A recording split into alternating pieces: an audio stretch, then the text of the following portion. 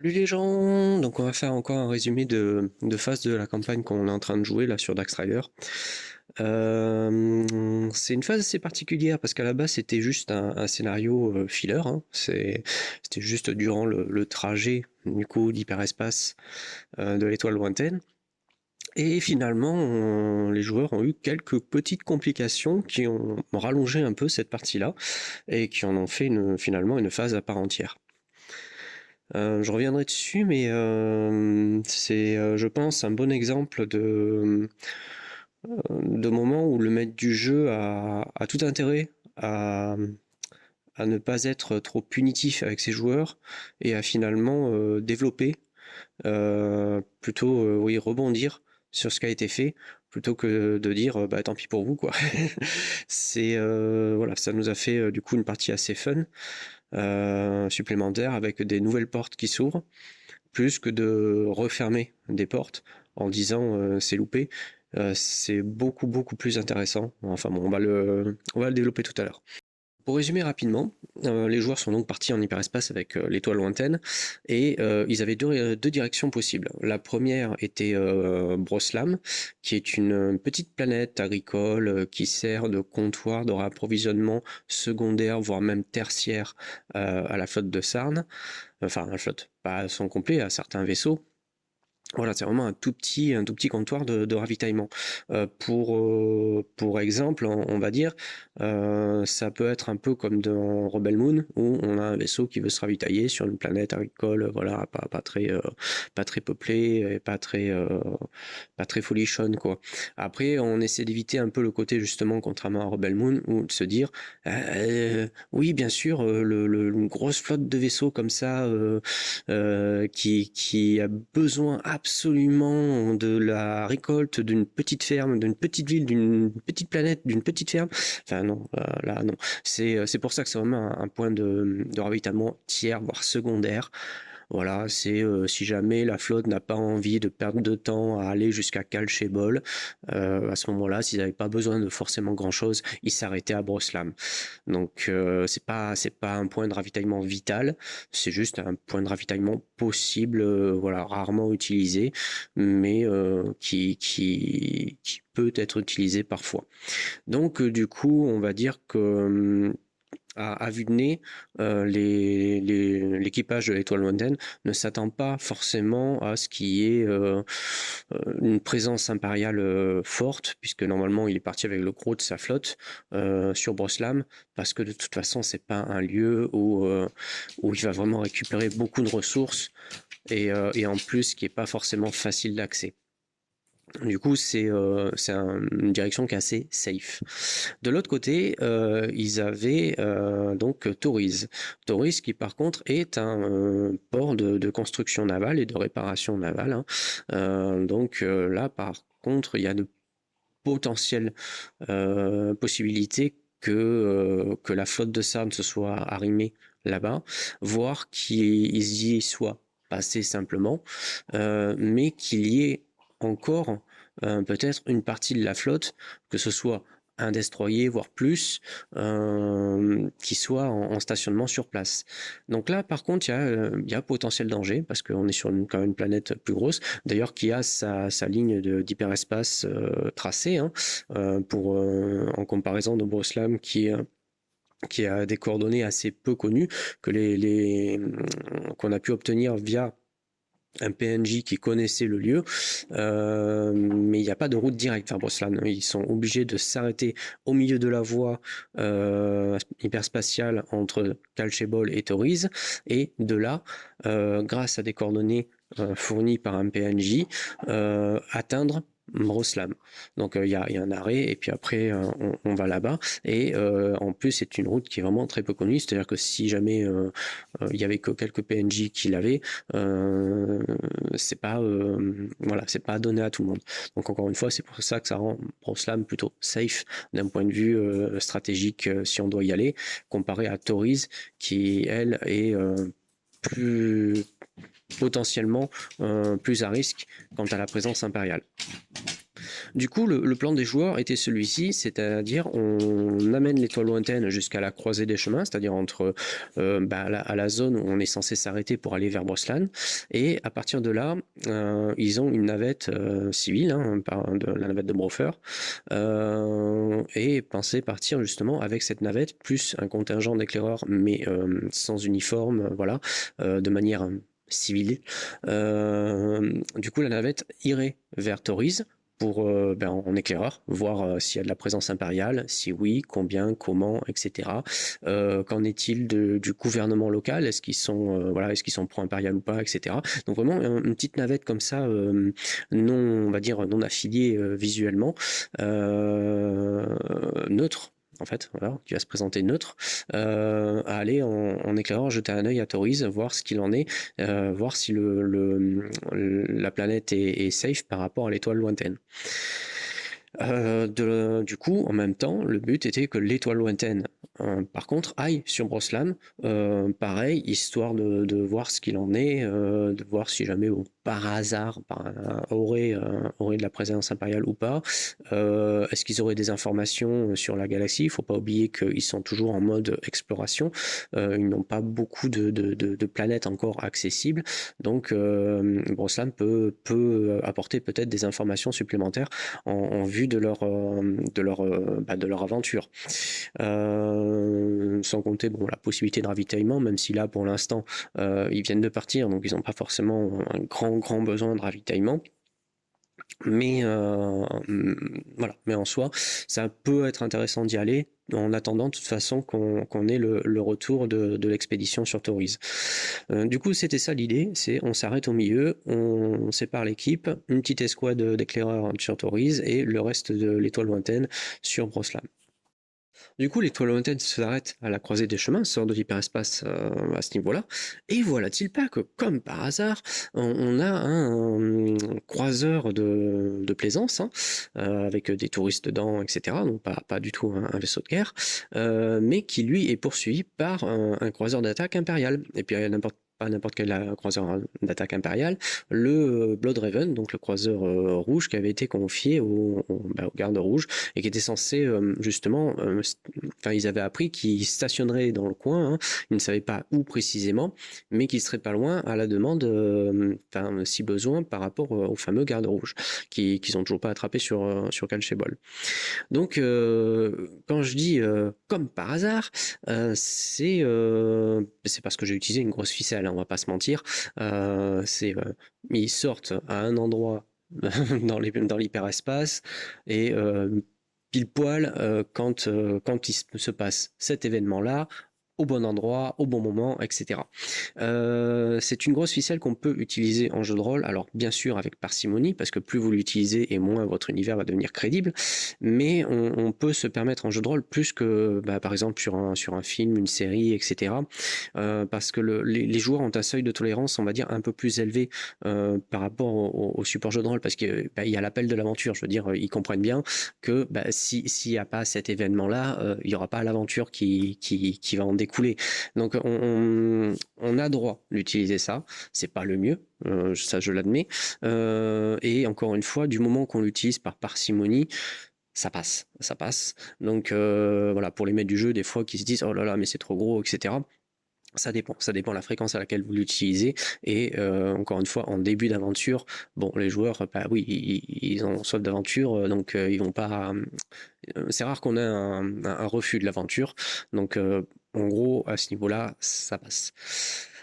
Du coup, mais quoi faire? Parce que ils se rendent assez vite compte qu'il y a ce vaisseau-là qui est poursuivi. Donc il y a des échanges de communication, sauf qu'au bout d'un moment la communication est coupée, bien sûr. Et donc ils doivent décider. Ce qu'ils ont fait, c'est qu'ils ont envoyé directement la chasse, parce que ils ont décidé d'agir très très vite. Et l'étoile lointaine, ils l'ont, on va dire, positionné de manière safe pour pouvoir aussi au besoin attaquer le croiseur d'attaque impériale. Je vais utiliser les noms ensuite. Donc pour vous situer, le croiseur de plaisance c'est le Silver Star, le croiseur d'attaque c'est le Blood Raven et l'étoile lointaine, vous connaissez, c'est le vaisseau des joueurs. Donc on a la chasse qui décolle en mode alerte rouge quoi. Il fonce vers le Blood Raven et commence à l'asticoter. Alors je dis l'asticoter parce qu'effectivement les lasers des chasseurs Helix, c'est pas ça qui va faire grand dégâts. Mais par contre, ils sont aussi équipés de missiles. Je sais plus, à plasma, à concussion, enfin je sais plus, mais ils ont des armes un peu plus costauds quand même pour faire quelques dégâts. Et on se rend très vite compte que le Blood Raven en fait ne s'occupe pas du tout de l'étoile lointaine et préfère vraiment attaquer le Silver Star, sachant que leur but principal, encore une fois je dis des choses visibles hein, que les joueurs ont très vite compris, ils sont partis pour la ponter, vraiment ils veulent rentrer dedans et ils veulent prendre a priori aller dans le Silver Star.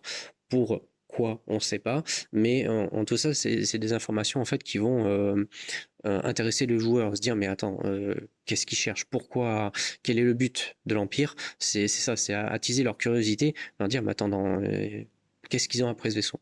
Donc comme je disais, les chasseurs commencent à faire quand même quelques dégâts avec les missiles bien placés. Et l'étoile lointaine s'approchant, le Blood Raven se rend compte qu'il ne va pas pouvoir effectuer ses plans de rentrer dans le Silver Star, il n'aura pas le temps. Donc son attaque devient de plus en plus violente, il cherche à le détruire du coup. Donc encore une fois, ça attise d'autant plus la curiosité des joueurs. Donc il y a vraiment quelque chose que un, ils voulaient récupérer, et deux, qui sont prêts à se débarrasser plutôt que ce soit la Nouvelle République qui le récupère. Donc ça s'ensuit, l'étoile lointaine s'en mêle, commence à tirer sur les réacteurs, donc de dos, encore une fois de manière safe. Stratégiquement, ils ont bien fait le coup. Et là, donc le Blood Raven commence à avoir des problèmes de réacteurs, donc que du coup rompt le combat et finalement s'enfuit en hyperespace. Donc les joueurs se retrouvent du coup avec le Silver Star qui est en sale état, et en plus avec une évacuation qui a commencé, on a les capsules d'évacuation qui commencent à partir un peu partout, et du coup maintenant ce qui était un combat devient une mission de sauvetage. Donc l'étoile lointaine se retrouve dans une situation délicate parce que du coup on a des capsules de sauvetage qui appellent à l'aide et qui veulent rentrer rapidement dans l'étoile lointaine. On a un vaisseau, le Silver Star, qui est vraiment en sale état. Alors ils font un diagnostic rapide, ils voient que il a plus de propulseur subspatial, hein, il peut plus se déplacer dans l'espace normal. Son armement, qui était léger hein, comparé à un croiseur d'attaque, mais son armement est mort, et apparemment il ne peut pas partir en hyperespace, sans compter les différents dégâts et personnes à l'intérieur qui doivent être blessées fortement. Donc on envoie une équipe de sauvetage, donc avec tout ce qu'il faut, c'est-à-dire du matos pour réparer, des mécaniciens, des médecins, avec pareil du matos pour soigner, etc. Donc là-dessus, ils ont l'air d'avoir compris un peu ce qu'ils peuvent avoir à bord de l'étoile lointaine et comment l'utiliser dans ce genre de situation. Donc à ce niveau-là, ils ont bien réagi, ça c'était cool. Après, la grosse difficulté, c'était les navettes de sauvetage, donc qui réclamaient d'apponter directement dans l'étoile lointaine, de se mettre en sécurité dans l'étoile lointaine, et ça ils l'ont ralenti et ils les ont laissés en stationnaire autour pour les faire passer, les faire rentrer un à un, vraiment s'assurer que il y aurait pas d'espions, de personnes, voilà, parce que le vaisseau, même si c'est un vaisseau civil, déjà c'est des personnes riches et pouvant être riches et influentes, et puis on ne sait pas de quel bord elles sont, hein, même si c'est un vaisseau impérial qui lui tirait dessus, voilà, on sait toujours pas pourquoi, on sait pas, on cherche à savoir, hein, s'il n'y a pas quelqu'un qui aurait des informations importantes, s'il y a des richesses, s'il y a des, enfin, on ne sait pas. On ne sait pas, donc vraiment ils prennent, ils font vraiment attention à ça. Ils traitent cas par cas pour faire monter à bord de l'étoile de Ten, vérifier qu'il n'y ait pas des personnes qui pourraient être dangereuses ou malveillantes par rapport à l'équipage. Ça encore, c'était plutôt bien joué. Ensuite, donc l'équipe de secours qui arrive à bord du Silver Star, donc rencontre bien sûr tout ce qui est capitainerie, etc. du Silver Star, prennent soin donc des civils sur place, commencent à mettre en place une sorte d'hôpital de campagne pour les personnes. Les techniciens commencent à faire le bilan des dégâts, qu'est-ce qu'ils peuvent faire, etc. Et là-dessus, bon, on apprend différentes choses. D'un point de vue blessé, soin, bon, ben ça a été pareil, ça a été plutôt bien géré. On a un DPJ qui est médecin, qui a priori a bien géré le coup. On avait des personnages qui triaient, on va dire, pareil aussi, qui commençaient à interroger, etc. Alors, ce qu'ils ont appris, et ça va faire un résumé à mes joueurs du coup, ce qu'ils ont appris, c'est que le vaisseau donc, venait d'un peu plus loin que Tauriz, hein, qui avait fait un petit tour là-bas, pour les touristes, on va dire en mal de sensations et de voyage, donc aller visiter des planètes inconnues, voilà, c'est un trip, hein, mais avec tous les dangers que ça comporte, hein, du coup, hein, les gars. Mais bon, voilà, c'était une sorte de voyage organisé comme ça. Donc en soi, le trajet d'ailleurs qui n'est reporté que par le capitaine ne semble pas avoir une importance quelconque. Mais par contre, quand je dis rapporté que par le capitaine, c'est là où il y a des choses qui vont commencer à être un peu bizarres. C'est qu'il y a soit les dégâts effectivement causés par le Bloodhaven, par ses tirs et ses bombardements. Mais on a aussi des actes de sabotage qui semblent présents dans le vaisseau. On se rend compte que comment dire, l'hyperespace a été saboté. Et il a été saboté à différents niveaux. C'est-à-dire que le réacteur hyperspatial a été saboté. Le navi-ordinateur qui a été saboté. Les cartes hyperspatiales du vaisseau ont été supprimées. En gros, et tout ça en simultané, sachant que de même, les écrans ont été sabotés. Il y a tout un tas de systèmes en fait qui ont été sabotés en simultané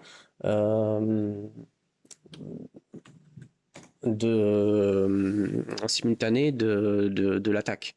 Donc là, à ce moment-là, on se dit, ok, il y a anguille sous roche, il y a une personne à l'intérieur du vaisseau qui a saboté tout ça. Ensuite, on apprend que, en interrogeant, etc., ils apprennent qu'un des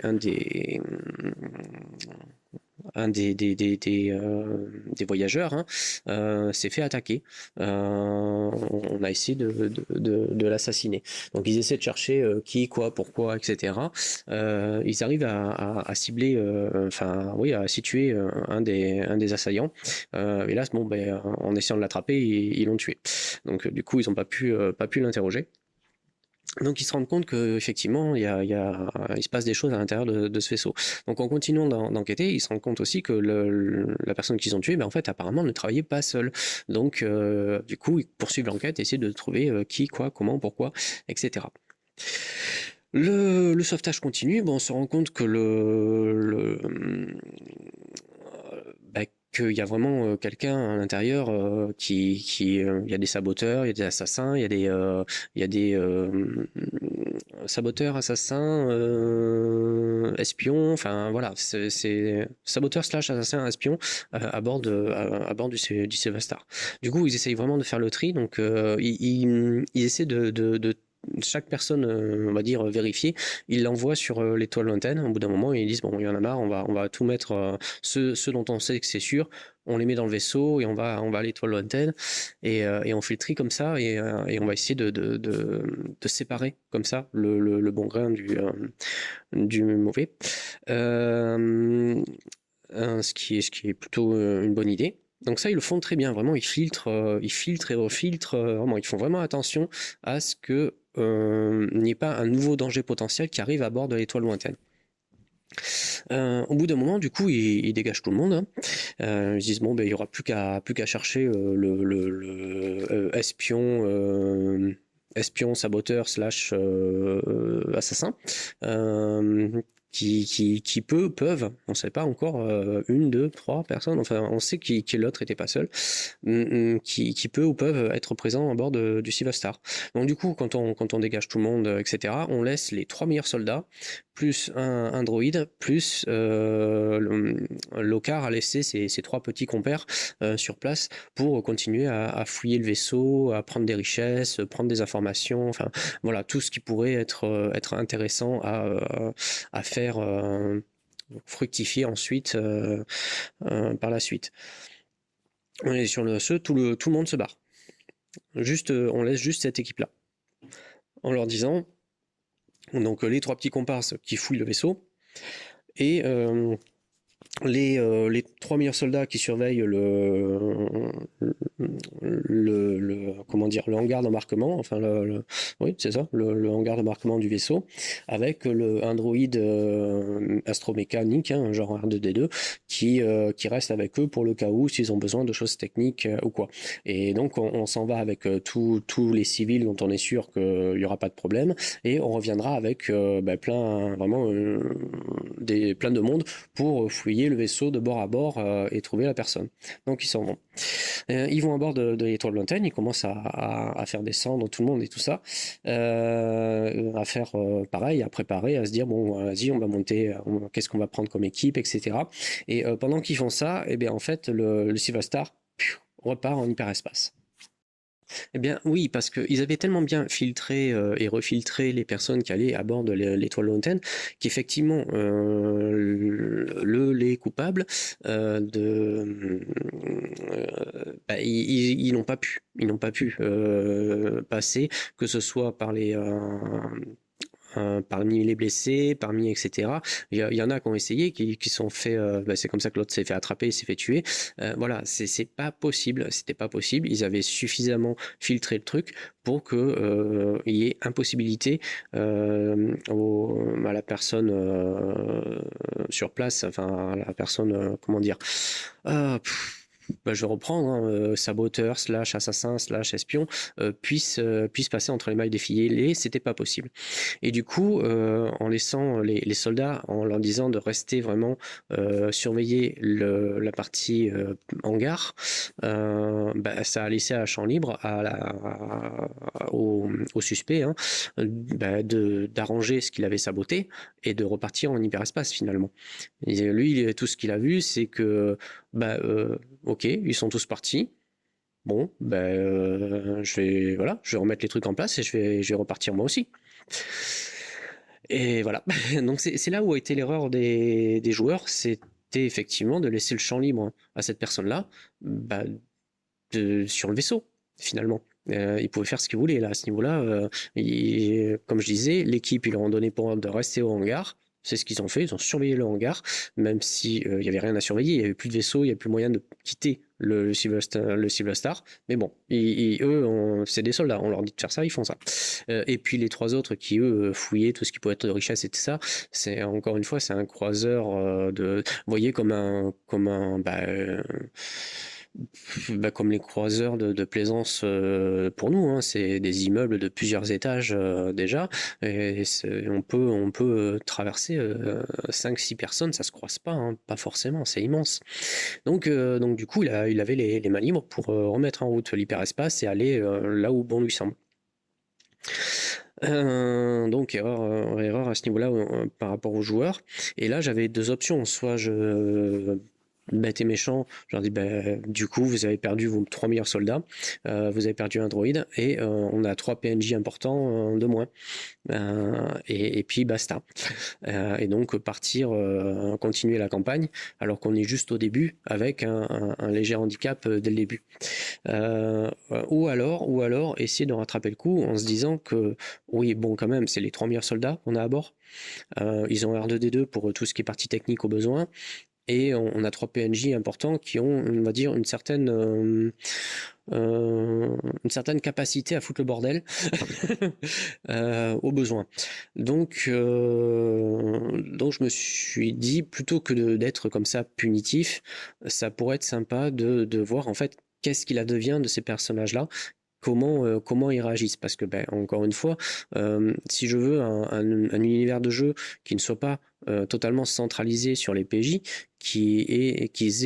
qu'on voit qu'il évolue, qu'il bouge, voilà, que l'univers bouge autour d'eux, mais pas centré sur eux, par eux, voilà, l'univers a sa propre vie, se dire oui, quand même, c'est des personnages qui ont du potentiel, ils vont pas rester là les bras ballants et attendre de voir qu'est-ce qui se passe. Du coup, j'ai créé une partie, on va dire, spin-off, où les joueurs ont incarné ces personnages-là. Et franchement, c'était assez sympa. Donc du coup, encore une fois, ça reste des PNJ, les soldats en tout cas, c'est des PNJ tiers, même si c'est l'élite de leurs soldats, ils ont pris les 3 meilleurs soldats. Donc j'ai fait des PNJ un peu plus, un peu boostés, mais c'était pas au seuil de PJ. Donc déjà, ça permet aux joueurs de jouer avec un truc un peu plus faible et voir comment gérer ça. Ensuite, les 3 PNJ, ça fait partie des PNJ qui étaient jouables au choix des joueurs, qui pouvaient être sélectionnables par les joueurs. Donc ils ont quand même des caractéristiques qui peuvent être intéressantes. Et après le R2D2, quand même, ça reste un droïde pareil, plein de possibilités. Donc pareil, ça peut être jouable d'une manière assez sympa, assez fun. Et ça permettait aussi de faire une partie qui soit peut-être dans un ton un peu plus léger sur la campagne. Faut penser que Darksiders reste une campagne très sombre, donc on essaie de garder toujours un ton assez sombre, même si bon, les joueurs restent les joueurs, hein, il y a des blagues entre eux, mais on essaie que l'univers de jeu à ce niveau-là soit assez sombre, je sais pas comment le dire autrement, plus sérieux, voilà. Et là, c'est vrai que d'avoir des personnages, on va dire un peu tiers, permettait d'alléger un peu le ton et de faire une partie un peu plus peut-être marrante pour les joueurs, ce qui est pas plus mal. Donc j'ai fait ma partie que j'ai nommée Expandable, hein, par les dispensables. Je me trouvais que ça allait bien avec le truc. Et donc cette partie spin-off, où on se demande mais comment réagissent ces personnages-là par rapport à ce qui leur arrive. Donc c'était une partie avec beaucoup d'improvisation. En fait, je suis allé sur le concept un peu de Alien Isolation. Donc pour ceux qui connaissent pas ce jeu vidéo, c'est basé sur la licence Alien, donc le monstre dans l'espace. Donc un monstre dans l'espace, dans votre vaisseau, et du coup l'équipage qui essaie de survivre. Alors en guise de monstre, bien sûr, du coup j'avais finalement j'en avais mis qu'un, je trouvais que c'était suffisant, espion / saboteur,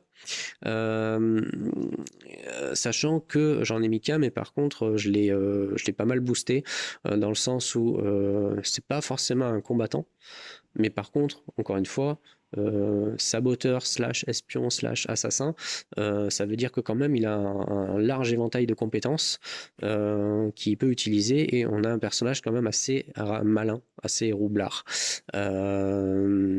qui est plutôt intelligent et qui saura réagir de manière maligne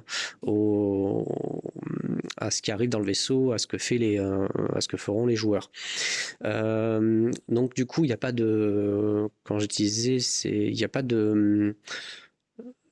d'épisode concret. Je me suis pas dit à tel moment il se passe ça, etc. Je me suis dit je vais réagir par rapport aux actions des joueurs, parce que je ne pouvais pas deviner qu'est-ce qu'ils allaient faire. Enfin, on part du postulat, ok, les soldats se rendent compte qu'ils sont partis en hyperespace, qui n'ont plus de lien avec l'étoile lointaine, et de coup sont totalement livrés à eux-mêmes. Franchement, il y avait tout un tas d'options possibles hein, à ce niveau-là pour voir comment ils allaient agir. Déjà, eux,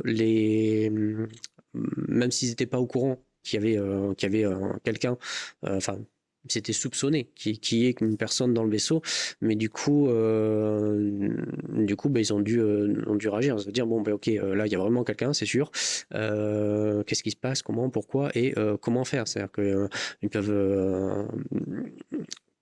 ils peuvent tendre des pièges, ils peuvent chercher la personne, juste fouiller le vaisseau, enfin voilà, il y avait vraiment un nombre de possibilités qui était excessivement grande, sachant que déjà en tant que maître du jeu, quand on prévoit un scénario, il arrive clairement que des joueurs fassent des choses imprévues, mais alors là, dans une sorte de semi-monde ouvert hein, au sein du vaisseau, pour moi, c'était pas possible de deviner vraiment qu'est-ce qu'ils allaient faire, vu le nombre de possibilités qui s'offraient à eux.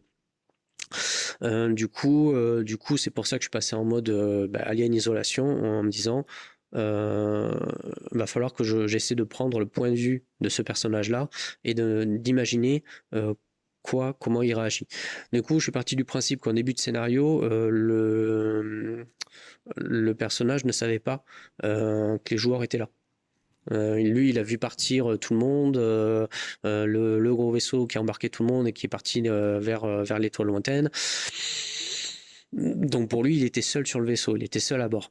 Donc il a fallu attendre que les joueurs fassent quelque chose qui ait un impact sur le vaisseau pour qu'ils se rendent compte que ah non, là, je suis pas tout seul et commence à réagir. Et ainsi de suite. Donc vraiment, ça a été par rapport à ça. Alors ce qui a été bénédiction et malédiction dans cette partie, c'est que les joueurs sont vraiment pas n'ont pas su établir et rester sur un plan.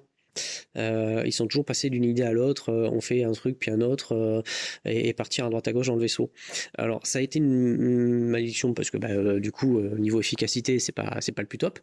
Et ça a été une bénédiction parce que du coup le personnage que je devais gérer, il savait pas trop quoi faire parce qu'il courait dans tous les sens. Puisqu'il ne faisait que réagir à ce que faisaient les personnages et que du coup il n'avait pas de possibilité de prévoir leurs actions puisqu'ils n'avaient pas de plan établi. C'est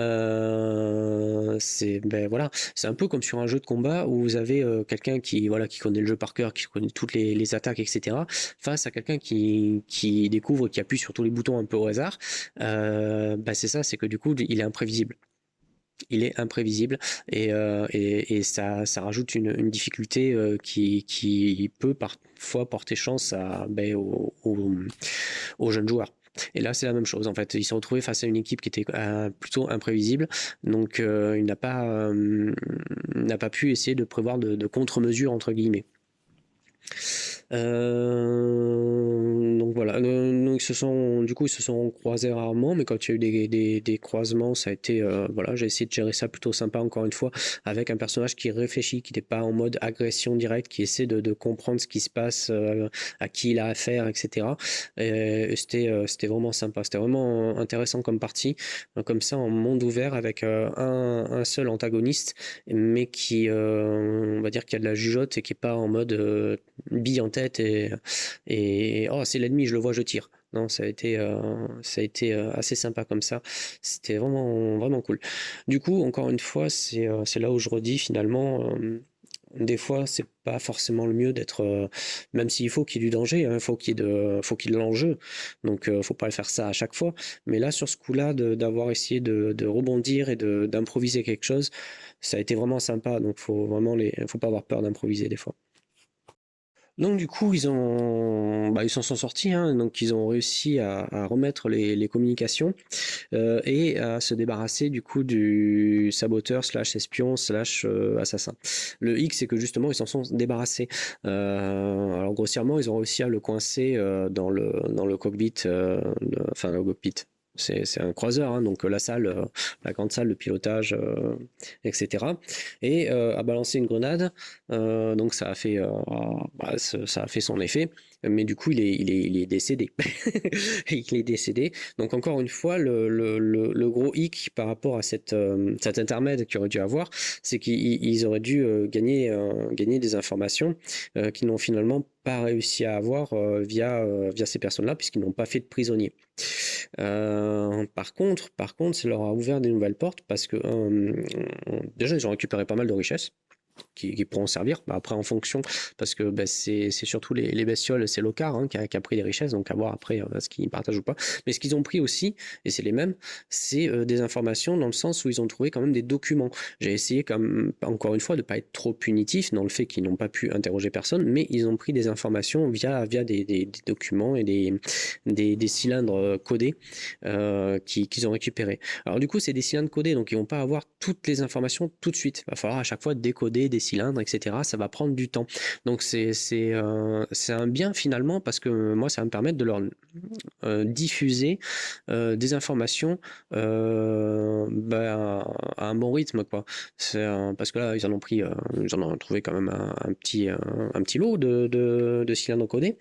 Donc ça permet de leur diffuser des informations à un rythme soutenu, voilà, sans me dire je vais en donner trop, je vais en donner pas assez. Bah non, ça va être au rythme du décodage. Ensuite, quand même, ils ont eu des informations assez plus directes, on va dire, parce que dans les cylindres codés, ils en ont trouvé qui sont des cylindres codés impériaux, hein, qui sont, on va dire, ce qu'on croise le plus couramment, et ils ont trouvé des cylindres codés HUT. Donc déjà, ça leur donne une information en elle-même, puisque ça veut dire que les HUT sont dans le coup. Alors le quoi, pourquoi, comment, etc., on ne sait pas, mais en tout cas, ça veut dire qu'il y a un lien aussi avec les HUT. Donc voilà, qu'est-ce qui se passe, quoi, pourquoi, etc. On ne sait pas encore, mais on sait que ça a un lien avec l'Empire, avec les HUT, et qu'il y a un lien entre l'Empire et les HUT, sur ce coup-là en tout cas.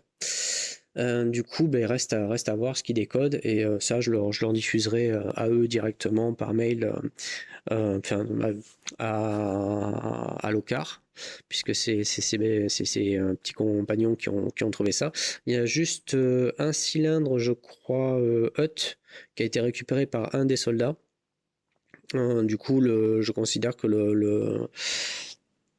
comment dire, le commandement finira par avoir cette information-là. Donc il y a une information qui sera directement versée au commandement, mais le reste des cylindres, par contre, ça sera à l'OCAR et libre à lui de transmettre ou pas l'information à ce moment-là, ou de la garder pour plus tard, pour ses besoins, ou de négocier des trucs avec les autres directement. Enfin voilà, c'est lui qui verra ce qu'il en fait, c'est à lui de voir.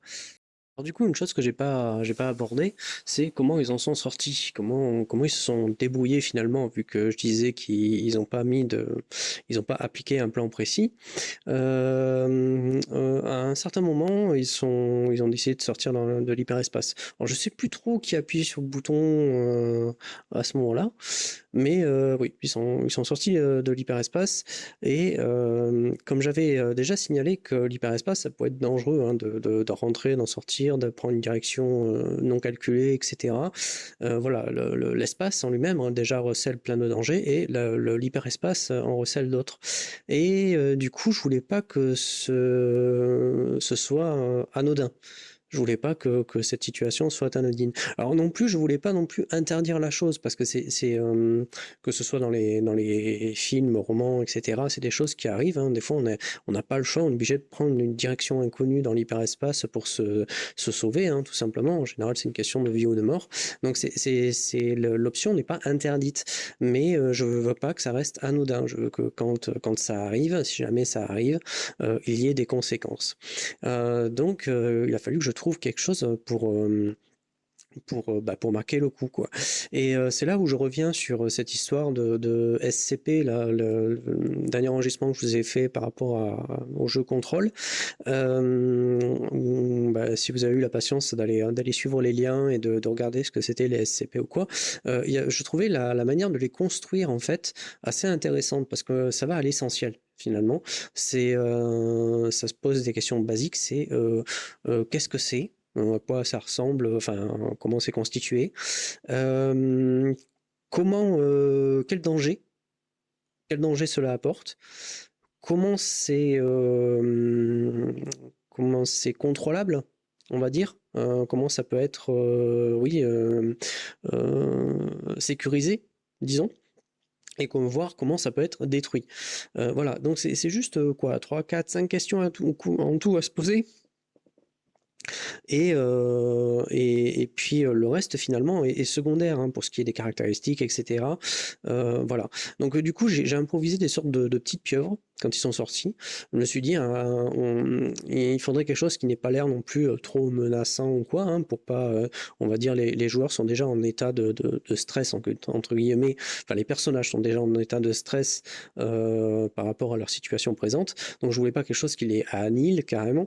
Donc je suis parti sur des méduses. Je me dis, les méduses, c'est beau dans l'océan, ça a des couleurs, etc. Mais ça reste quelque chose de dangereux. Mais une méduse, c'est venimeux. C'est pas non plus, voilà, les méduses, faut faire attention.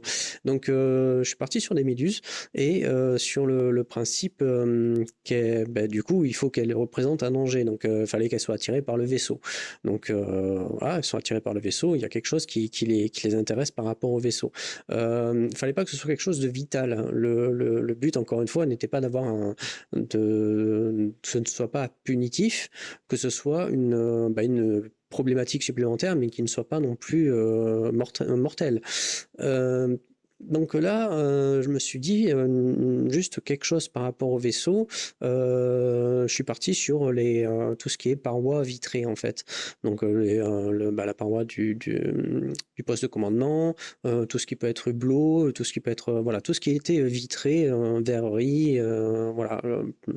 Donc ça, en partant là-dessus, certes c'est très embêtant parce que du coup ça a mis le poste de commandement en hors de pression. Donc quand c'est arrivé, donc au départ il regardait ça, il voyait que ça s'attachait au pare-brise du poste de commandement. Ils ont touché, ils voyaient que le pare-brise devenait souple, donc ils ont assez vite compris le danger. Ils ont quitté le poste de commandement justement en enfermant